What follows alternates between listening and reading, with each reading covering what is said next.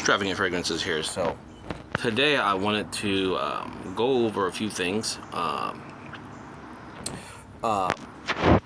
just had a thought that came to me. You know, it usually happens after I've had like some coffee or something, or a little caffeine in my system, and I'm kind of like inspired. My mind's all over the place, and just, you know, that's when thoughts come to me, right? That's when ideas come to me. And so want to jump straight into this, and that is for my friends, my viewers who are out there. They're kind of on the sideline with you know, thinking about starting a YouTube channel or somewhere in the social media space. Okay. And what I'm telling you is, look, with where we're at right now with the economy, inflation, the cost of living going up, I would say if you don't have a YouTube channel or somewhere where you're putting content about your skills or your crafts, it's something you should maybe take a second look at. And the reason why I say that is because it's one thing if you, like, say you have a job, you show up to work, right? That's a one-time thing. You show up, you get the job done. That's it. That day's over, and you don't get that time back. When you go to post a piece of content around a product or a skill or a craft or a service, that content is there, right? So say, for example, if you're on YouTube and you post a video about how to make this thing, right? Whatever that is, or how to do this thing, right? And here's a link to my whatever course, right? To learn more about this. I'll give you an example. Okay, there's this guy's name. I think his name is Steve. So some years back, I was looking for, you know, I used to be a baker. Okay, most of you don't know that. I used to be a baker, and so I was looking for. Now I can make pizza dough from scratch. I've done it before, no problem. But I wanted something quick, and I stumbled upon this channel on YouTube, and it was this guy who he actually showed you how to make pizza dough. It was a no-knead pizza dough. He was an elderly guy. I think the guy was just putting content out just for fun, you know, and I mean, you could kind of just tell, like, he really enjoyed what he did. The guy himself was a baker, and he was putting content out for people out there. You know, I think honestly it was more targeted towards, let's say, elderly people who, you know, maybe they're frail, maybe they don't want to sit there and knead dough forever to make some kind of baked good. But it was a no-knead pizza dough recipe that I was looking for, and I stumbled upon this guy's channel, and I mean, it literally, like, you just mix the ingredients up the night before, you do what the guy says, the next day you lay it out on your pizza pan, and you got, you know, you put your sauce and your cheese and pop it in the oven. And I remember when this guy only had a few subs, and now the guy's channel has I think he's got like hundreds of thousands of subscribers. He went from making no-knead pizza dough to no-knead rolls, no-knead, you know, a loaf of bread, right? No need. I think he has a bagel recipe. The point I'm trying to say is, there's a lot of channels out there where people are just, they're in their element. They're just doing what they enjoy doing, and they're putting it out, right, for the public to see. And he ended up actually coming out with a full-blown recipe book, or full-blown cookbook on no-knead recipes. So that's what I'm saying is, if you, say, for example, you work a full-time job and you are you're putting that work out, you know, day in, day out. I don't care what it is that you do. You're putting that work out, and you don't get that time back, right? Just a few minutes that have gone by, I'll never get this time back. But guess what?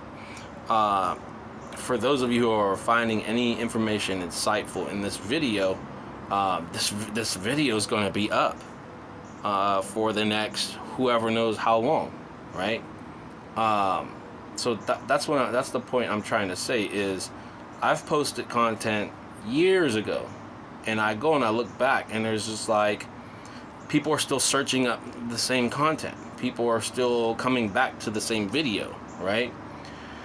And so once you put it out, once you put that video out, it's there to stay. People will keep coming back to it. Sometimes a video may not always go viral, right? Sometimes a video might be there. It might be an informative video, and people are like, well, you know, I remember how he did this thing, and I forgot how to do it. So let me go back and look.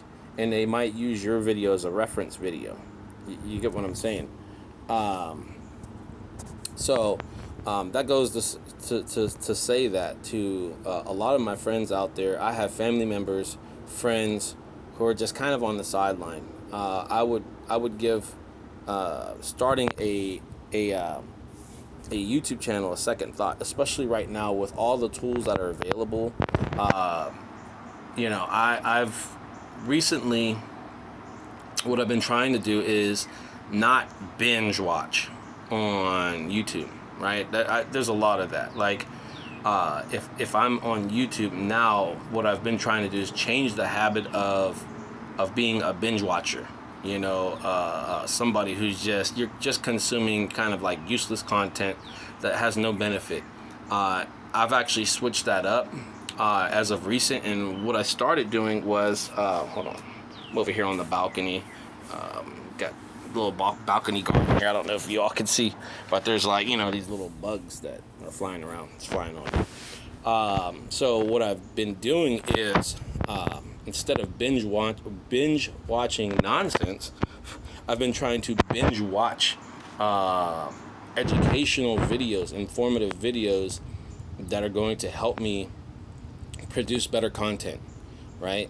And I've started utilizing the notepad, right? So what I'll do is I'll binge watch, and then somebody will put a piece of content out that I find value in, and then I'll take from the highlight of that video, and I'll jot down in my notes section what it is that they're saying, and a piece of, let's say, of advice or a tool that I can use to produce better content, right? And so far it's been working. Like it's been working a lot, because, you know, when you're consuming all this content and you're like, I remember so and so said this. What's that app again? I don't remember what that app is, right? And then you're like, you know, you're trying to look up the video again. You done forgot what the video is, and so I am watching strategically all of these videos and taking tidbits from the different videos on how to, and basically compiling them into, I guess you could say, my digital toolbox, if you will, if that makes any sense. And so far it's been working great. Now it's never been a better time to have a YouTube channel. I always remember it's always been a challenge for me to think of what kind of content to put out. But now with AI,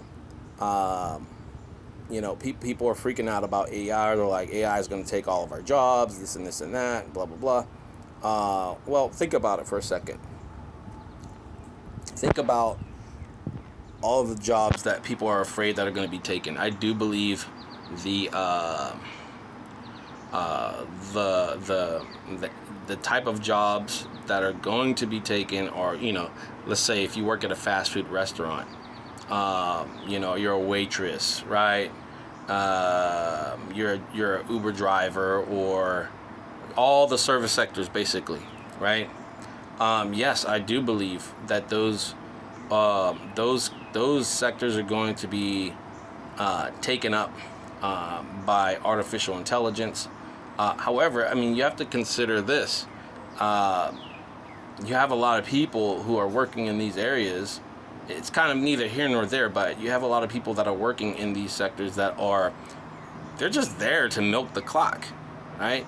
You go to, if I go to a local like Wendy's for example, I mean it's bad. Like these guys are, you get there, the place is supposed to close at midnight. They're closing at 11, right? You got a line of people all the way around the bend who are in the drive-through waiting to get their food, and the people inside just decide they want to close down the shop, right? They just want to close down the shop. They're going, you know, because they're like, well, we got to get out of here by 12, so we're going to close down at 11. Even though we know there's a line backed all the way up, we're going to start sweeping up, and then and just do what we want. And so you have a lot of that. And so, I mean, honestly, do I feel sorry for them? Not really. However, I do believe those who know how to use all of the tools, right? So, for example, if you're an artist, okay, now this is where I guess you could say the rubber meets the road, if this makes any sense.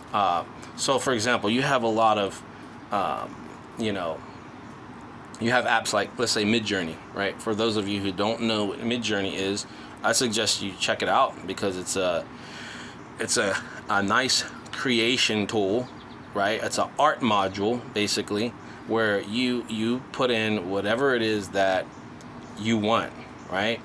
And it will literally generate exactly what it is that you want, right? So yeah, so you have a lot of these YouTube gurus out there that are like, I can show you how to make, you know, $8,000 a week using this simple method, right?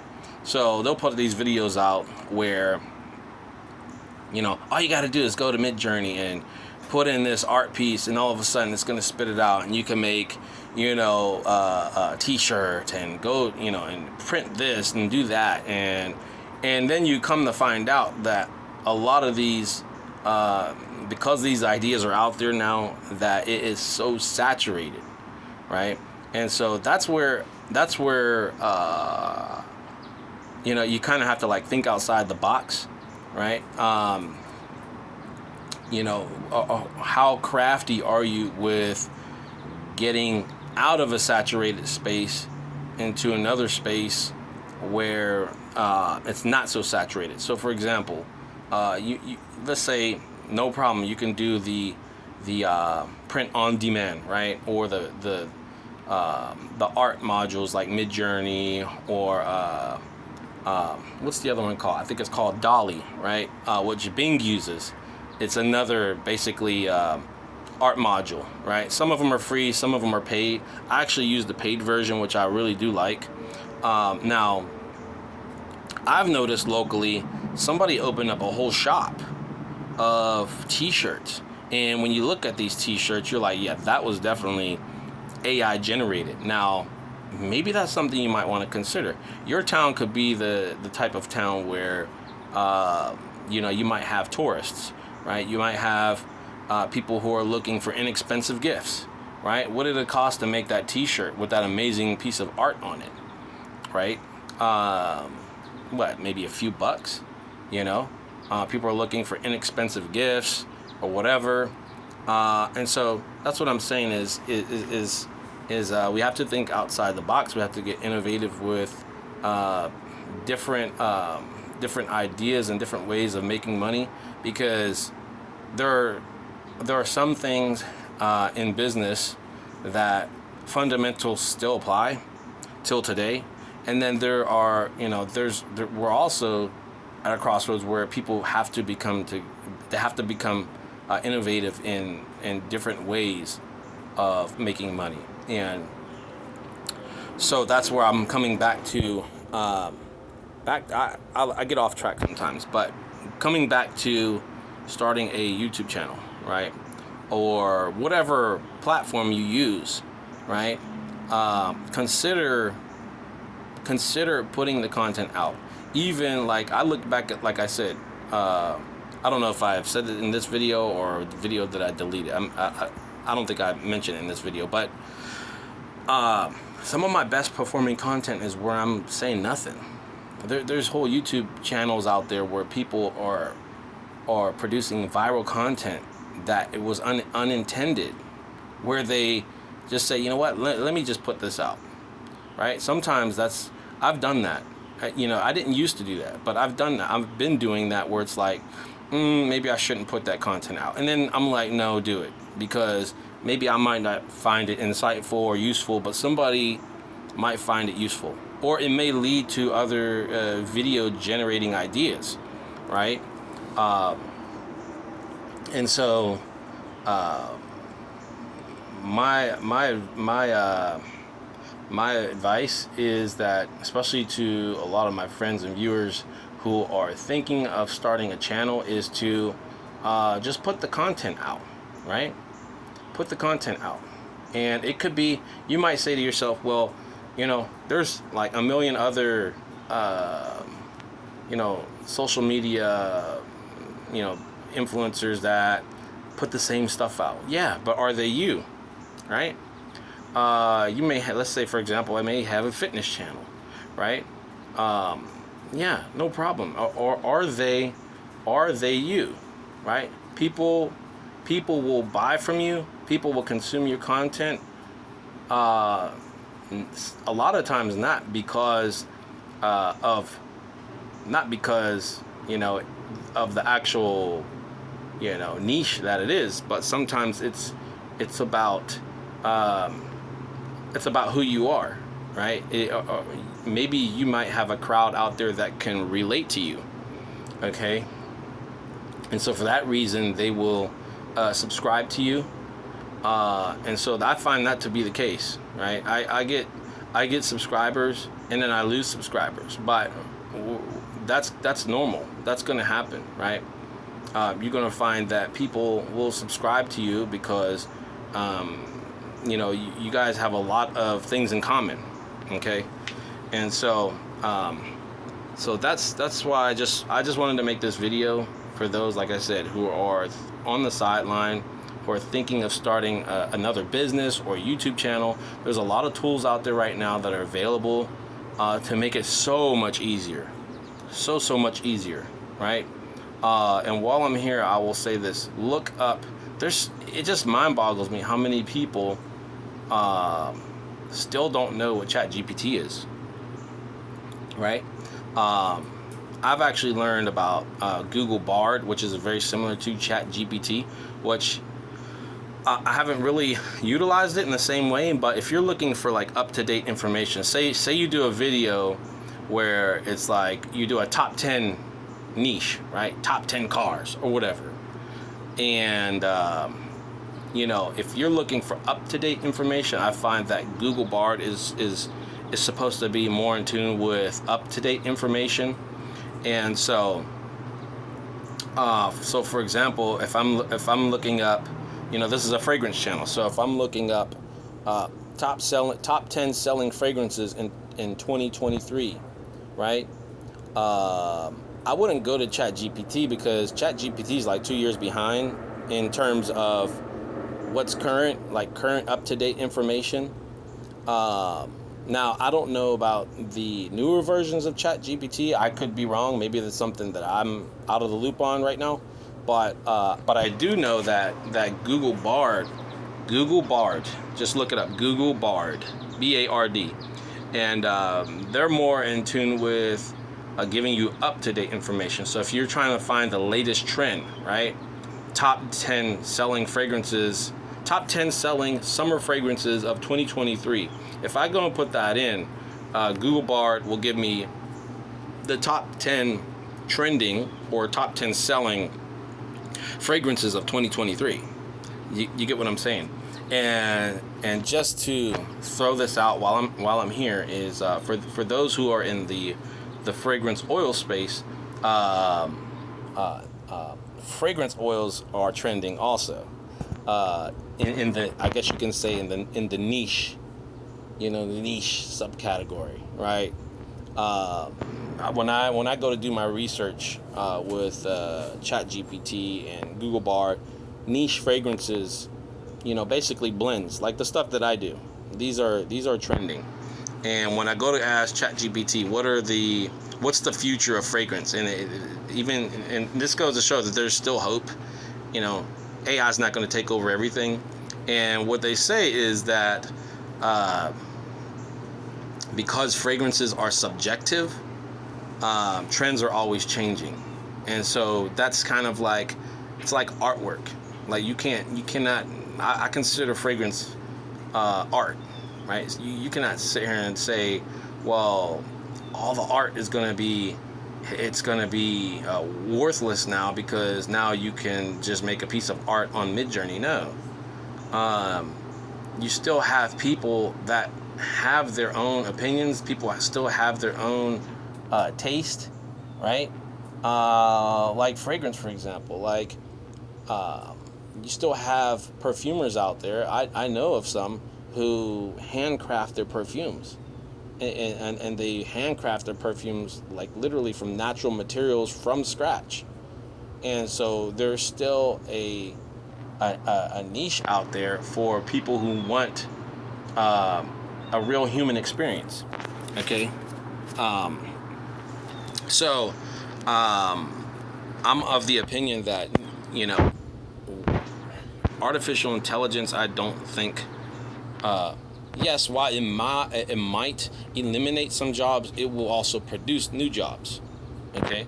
So when the internet came, did the internet eliminate some jobs? Yeah. There are some jobs that, you know, it's way easier now to outsource, say to Fiverr, right? You might not, you know, as far as a graphic designer, you still have graphic designers that you can go to, let's say in your locality, but it's become a real competitive space now because now you can outsource it overseas, right? But that doesn't mean that other opportunities won't come up, right? Other opportunities will become available when we see the technology continue to change. Okay, and so I personally, I'm not afraid. I'm not afraid of AI taking jobs and all of this stuff because, you know, I'll just come up with a different idea of how to tailor what it is that I'm selling, right? Can AI, is there someone out there that can turn around and just, you know, blend up a new fragrance in just a few seconds, right? Can they do it faster than me? I mean, to me, it doesn't really matter, even if they could, right? Because I can pivot at any moment and do something different, right? And offer a different experience in the product. And again, like I said, there are still, and there will always be people who want to deal with the human experience, right? I think they did there was a test on these autonomous vehicles. You know, they were doing social experiments where these cars were showing up at drive-throughs where, you know, people were freaking out because there was like no driver in the car, right? You know, again, like I said, people want to deal with other people, so that's kind of where we're at. I think there's going to be a lot of beneficial things to come with artificial intelligence, and for me, rather than try to fight against it, you know, I'm riding the wave. You know, I'm riding the wave, and I'm going to use it to benefit myself, and benefit my business. So, if you like this content, you know, I haven't put content out this long content out like this in a long time. But if you like this kind of content, if there's any videos that you want me to speak on or subjects, you know, put it down in the comment section. But until then, like, subscribe, and share, everybody. And hopefully I'll see you soon. Take care.